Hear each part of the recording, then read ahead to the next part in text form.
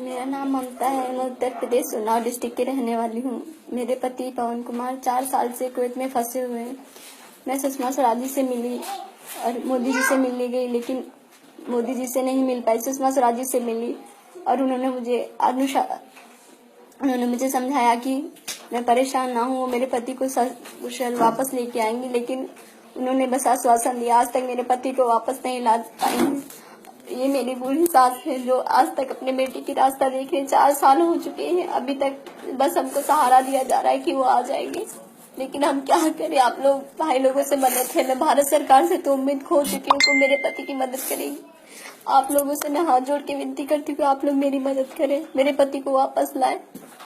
ये मेरी मम्मी है जो कि मेरे पति मेरे घर का इकलौता सहारा है और उनके सिवा हमारा कोई नहीं है यहाँ जो हमारी मदद कर सके। मैं आप भाई लोगों से हाथ जोड़ के विनती करती कि मेरे पति की मदद करें। ये थी ममता। ये हमारे पवन जी जो 4 साल से फंसे हुए हैं कुवैत में, उनकी धर्मपत्नी है। ये इनकी छोटी बच्ची है। 4 साल से इन्होंने अपने पिताजी को एक बार भी सामने से नहीं देखा है।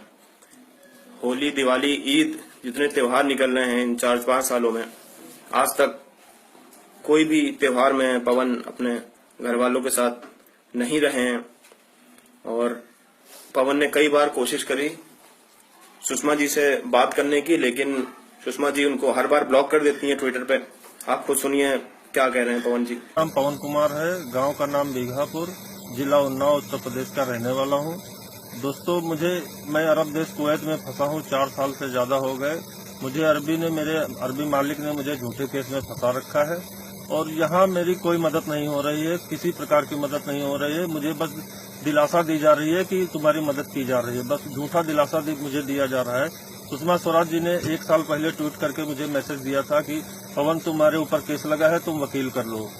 सुषमा जी के कहने के बाद एम्बेसी ने मुझे वकील दिलाया और मेरे साथ धोखेबाजियां की जा रही हैं। एम्बेसी वाले यहाँ कोई बराबर मदद नहीं कर रहे हैं, न ही करवा रहे हैं। और एम्बेसी वाले मेरे साथ बदतमीजी से बात करते हैं। सुषमा जी को कोई मैसेज करो, वो मुझे ट्विटर पे ब्लॉक कर देती हैं। उनको कोई मैसेज देने की कोशिश करो तो मुझे ब्लॉक कर देती है।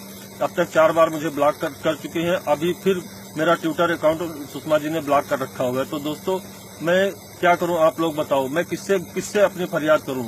एम्बेसी वालों की लापरवाही की वजह से मैं यहाँ फंस गया हूँ। एम्बेसी वालों ने गलती करी, सजा मैं भुगत रहा हूँ। मेरी क्या गलती है दोस्तों? मैंने यहाँ कोई जुर्म नहीं किया है। गलती एम्बेसी वालों ने करी और मैं जानता हूँ मेरी मदद क्यों नहीं हो रही। मेरी मदद जानबूझकर एम्बेसी वाले नहीं कर रहे हैं, क्योंकि मैं दलित समाज से हूँ। इन लोगों ने जबरदस्ती मुझसे जाति पूछी थी। मुझसे बदतमीजी से बातें करते हैं। इनका बात करने का ढंग भी ठीक नहीं है।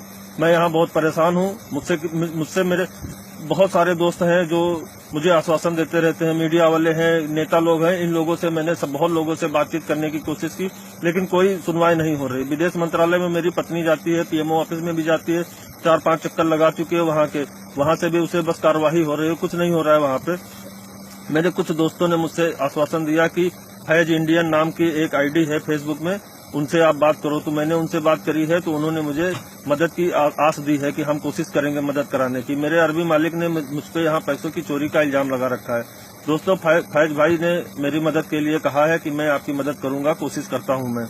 तो दोस्तों, आप लोगों से गुजारिश है कि आप लोग मेरी मदद करें। सुषमा स्वराज जी को भी आप लोग उनको कहें कि पवन को जल्दी बुलाया जाए। अभी मैं देख रहा हूं उनको भी मेरे बारे में एक बार भी नहीं बोला है। जहां पे उनको पब्लिसिटी मिलनी होती वहां पे केवल वो अपना झंडा गाड़ने जैसी बातें करती हैं। अभी आज मैंने भी देखा है कि जो एक लड़की पाकिस्तान में गई थी तो उसके साथ ऐसा हुआ। वहां पे खूब रोटियां सेकी जा रही हैं। मैं तो भैया ऐसा ही बोलूंगा, क्योंकि आज यहाँ मैं 4 साल से ज्यादा हो गए फंसे हुए। 2.5 साल से ज्यादा हो गए मैं एम्बेसी के रास्ते देख रहा हूँ। कोई मुझसे ढंग से बात तक नहीं करता। किसी से फोन करो, विदेश मंत्रालय में फोन करो, विदेश मंत्रालय कहते हैं तुम ही नहीं हो, और भी बहुत सारे लोग फंसे हुए। ये कौन सा तरीका है? ये कोई तरीका होता है सुषमा जी का? मेरे घर वाले इतना परेशान में, मुझसे हालत देखी नहीं जा रही घर वालों की। और जिसको चाहे मेरे घर जाके पता कर सकता है घर में मेरी क्या हालत है, मेरी माँ की, मेरी बेटी की, मेरी पत्नी की।